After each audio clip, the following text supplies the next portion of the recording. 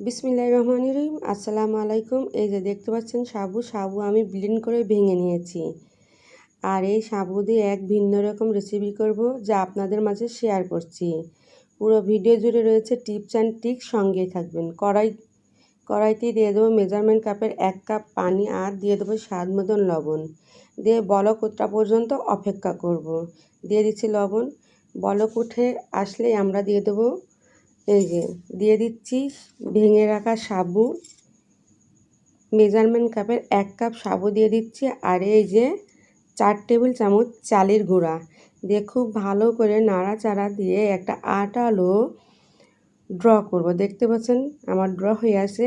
আর কিভাবে বুঝবেন আপনার এই সাবুর ড্রটা হয়েছে, দেখবেন করার চারি সাইডে এই যে সাবুগুলা লেগে লেগে আসছে, তখনই বুঝবেন যে আপনার সাবুর ড্রটা হয়ে গিয়েছে, ছেড়ে ছেড়ে দিচ্ছে।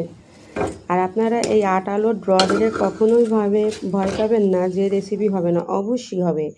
এটা আমি একটু ঠান্ডা করতে দেবো। পুরোটা ঠান্ডা হলে খুব একটা ভালো একটা সুন্দর শেপ চলে আসবে, আর এই আটালো ডোরাটা একটু আটালো ভাব ছেড়ে দেবে। এই যে হাতে একটু তেল নিয়ে মেখে নিচ্ছি, বেশি মাখা লাগবে না, জাস্ট একটু মেখে নিতে হবে।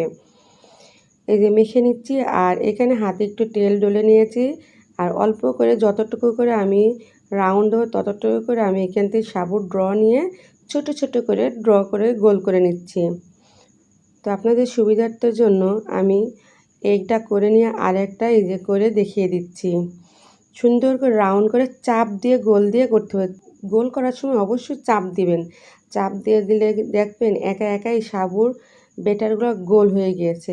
আর এই যে এই সাইডে আমি যে সাবু দিয়ে রোলগুলো আমি রান্না করব, তার জন্য আমি এখানে দিয়ে দিয়েছি মেজারমেন্ট কাপের 2 কাপ দুধ আর 4 টেবিল চামচ চিনি, আর দিয়ে দেবো স্বাদ মতন লবণ। দিয়ে বলক আসা পর্যন্ত অপেক্ষা করবো। আর এইদিকে বলক আসুক, এইদিকে আমার এগুলাও তৈরি হয়ে গিয়েছে। দেখতে পাচ্ছেন তৈরি হয়ে গিয়েছে, প্রতিটা রাউন্ডই করে নিয়েছি। এবার চলে যাব চুলায়। দেখতে পাচ্ছেন বলক উঠে গিয়েছে। এই পর্যায়ে আমি সব এই যে গোল গোল করে রাখা সাবুগুলা সবগুলা দিয়ে দিচ্ছি। দিয়ে সবগুলা একে একে দিয়ে দিচ্ছি। আমার ভিডিও ভালো লাগলে আমার চ্যানেলটাকে অবশ্যই সাবস্ক্রাইব করবেন, লাইক শেয়ার কমেন্ট করবেন, পাশে থাকা আই বেল আইকনটি বাজিয়ে দেবেন, যাতে করে আমার পরিবর্তে ভিডিওর নোটিফিকেশন সবার আগে আপনার কাছে পৌঁছায়। দেখতে পাচ্ছেন কত সুন্দর হচ্ছে, আর খেতে দুর্দান্ত টেস্ট। সবাই এগুলা খেতে খুবই মজা লাগবে।